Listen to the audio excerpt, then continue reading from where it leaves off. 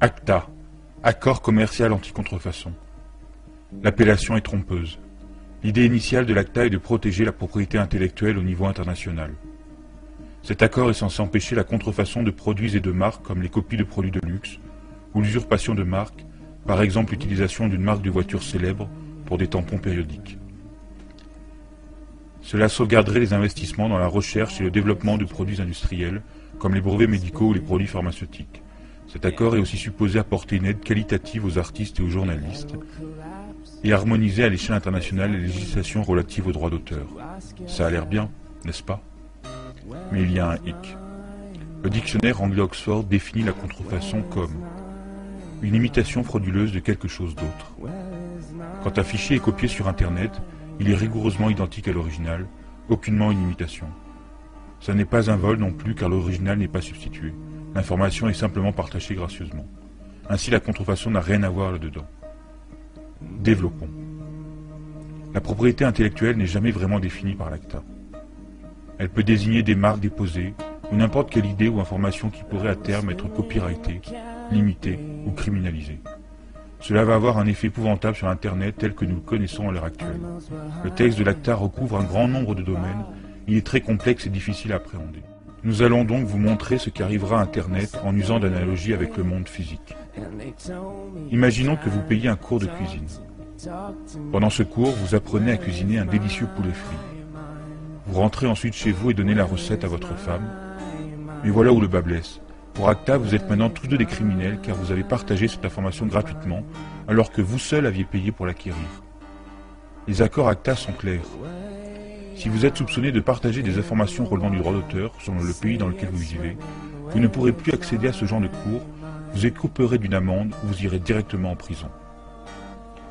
Vous vous dites que probablement personne ne découvrira que vous avez partagé le secret du poulet frit dans la sphère privée. Vous avez raison, avec la loi actuelle, personne ne le découvrirait. Mais ACTA s'y attelle par une surveillance excessive. Toutes vos communications seront enregistrées, et pas seulement les vôtres. Celles de votre famille, de vos amis, tous seront observés par précaution. Bien sûr, vous n'avez pas besoin de vie privée, de droits civiques ou de liberté, parce que vous n'avez rien à cacher, n'est-ce pas? Maintenant que vous connaissez le principe, regardons comment il sera appliqué à Internet lorsque l'ACTA prendra effet. Imaginez votre connexion Internet comme un tapis roulant, circulant dans les deux sens. Le long de ce tapis roulant, des paquets de données vont et viennent, sortant ou entrant dans votre ordinateur. Avec l'ACTA, les FAI, les fournisseurs à qui vous payez un accès à Internet, seront forcés d'ouvrir et d'inspecter chaque paquet que vous recevez ou envoyez pour y chercher d'éventuelles données copyrightées.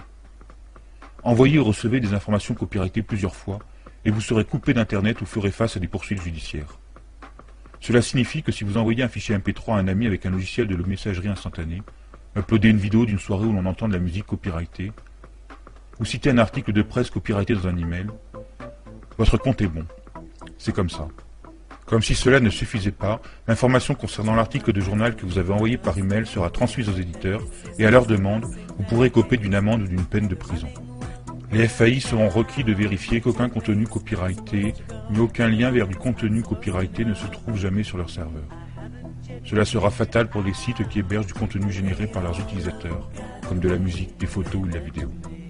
Comment YouTube ou Twitter pourraient fonctionner avec une telle loi? Internet tel que nous le connaissons est ainsi sur le point d'être détruit.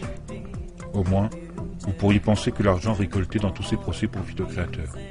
Mais les musiciens, écrivains, cinéastes, journalistes, développeurs et chercheurs sont tout aussi perdants, car bientôt tenus de respecter les mêmes règles. Les idées ainsi protégées ne pourront pas être reprises, approfondies ou prolongées. Même des bouts de phrases pourront être copyrightés et soumis à restriction. L'accord dans son ensemble ne profite qu'à une petite fraction de l'industrie, la fameuse mafia des contenus. Les compagnies comme la RIAA et la MPAA, qui ont tenté depuis longtemps de résoudre le problème Internet, qui menace leur modèle économique obsolète. ACTA est le résultat de leur action de lobbying auprès des gouvernements qui participent aux négociations.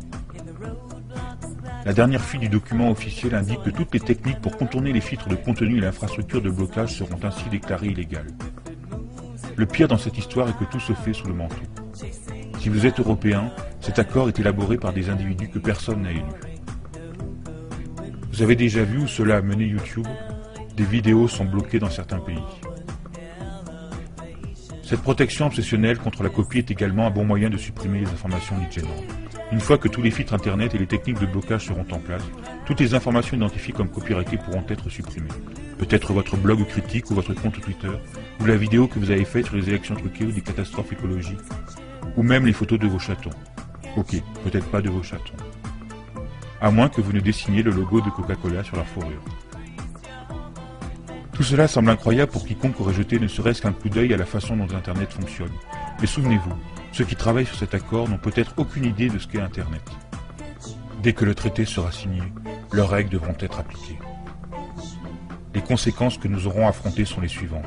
La censure d'Internet, des restrictions à la liberté d'expression, la perte de la neutralité du net due à la restriction d'usage de certains protocoles, une totale surveillance de toutes vos activités en ligne, la perte des libertés et la restriction des droits civiques, des sanctions comme la coupure de votre accès Internet. Et nous n'obtiendrons rien.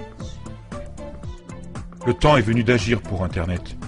Googleisez Acta. Chargez vos tweets et Photoshop.